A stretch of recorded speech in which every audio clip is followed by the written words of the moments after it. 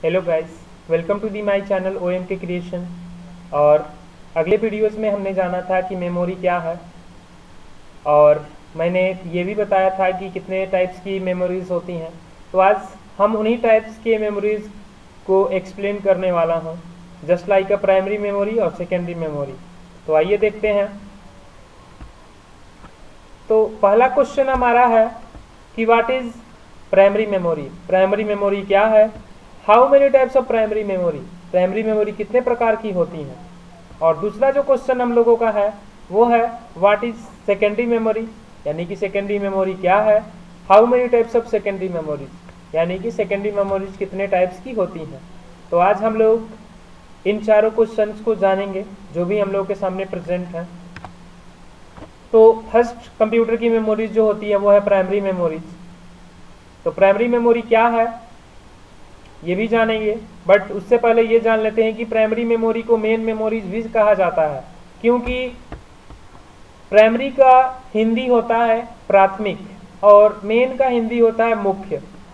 ये primary memory अगर computer ना रहे तो आपका कंप्यूटर स्टार्ट भी नहीं हो सकता, क्योंकि प्राइमरी मेमोरी के बिना operating system not for working here, वो वर्क नहीं कर सकता ऑपरेटिंग सिस्टम। तो प्राइमरी मेमोरी क्या है ये जानते हैं। Primary memory of the computer is used to store the data and instructions. Primary memory के उपयोग से हम लोग डाटा और इंस्ट्रक्शन को स्टोर कर सकते हैं। During execution of instruction and CPU store data immediately into the computer.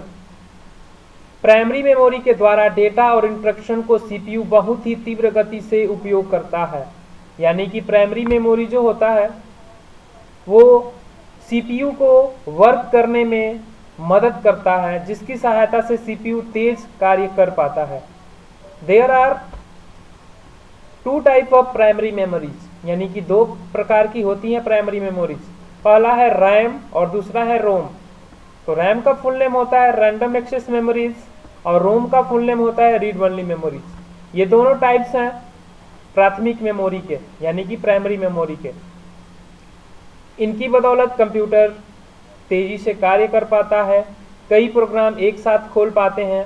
अगर कंप्यूटर में जितना ज़्यादा रैम होगा उतना आप तेजी से कई प्रोग्राम या तीव्र गति से कोई भी प्रोग्राम खोलने में आपको मदद करता है। नेक्स्ट हम लोगों की मेमोरीज है वो है सेकेंडरी मेमोरीज और एक्सिलरी मेमोरीज। सेकेंडरी मेमोरीज को हिंदी में द्वितीय मेमोरीज भी कहते हैं, यानी कि जरूरत के अनुसार आप इसे जोड़ सकते हो। सेकेंडरी मेमोरीज क्या है ये जानते हैं। तो secondary memories is the slowest and cheapest form of memories. Secondary memory जो होती है बहुत ही स्लो और एक चीपेस्ट फॉर्म में ये मेमोरीज होती है कंप्यूटर में। आप इसे बाहर से भी यूज कर सकते हो, कंप्यूटर के अंदर भी इंस्टॉल कर सकते हो इसको। It can not be pursued directly by CPU।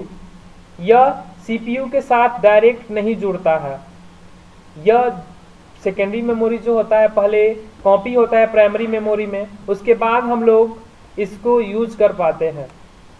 It must first be copy in primary storage, यानी कि सबसे पहले यह प्राइमरी स्टोरेज में कॉपी होता है, उसके बाद ही हम लोग यूज कर पाते हैं। इसीलिए यहाँ पे लिखा गया है it can not be pursued directly by CPU। Direct CPU से ये नहीं जुड़ सकता है, पहले इसे प्राइमरी मेमोरी में कॉपी होना होता है, उसके बाद ही हम लोग इसे यूज कर पाते हैं। तो there are two types of secondary memories. Secondary memory दो प्रकार की होती हैं, एक होती है फिक्स्ड ड्राइव, एक होती है रिमूवेबल। फिक्स मतलब जिसका आकार निश्चित कर दिया गया है उसे हम लोग फिक्स डिवाइस कहते हैं, और उसके अंदर एक बार डाटा अगर डाल दिया जाता है तो उसे डिलीट नहीं किया जा सकता है। और नेक्स्ट है हम लोगों का रिमूवेबल डिवाइस, जिसमें डाटा और इंस्ट्रक्शन को रखने के बाद भी हम लोग उसको डिलीट भी कर सकते हैं और फिर से उसे यूज भी कर सकते हैं। बट फिक्स ड्राइव जो होती हैं उसका केवल एक बार यूज होता है, इसीलिए इसको शॉर्ट में कहते हैं DASD, यानी कि डायरेक्ट एक्सेस स्टोरेज डिवाइस। और एक होता है SASD, sequential access storage device. तो आज का हमारा वीडियो यही था, दोनों मेमोरीज को बताना था, प्राइमरी और सेकेंडरीज को।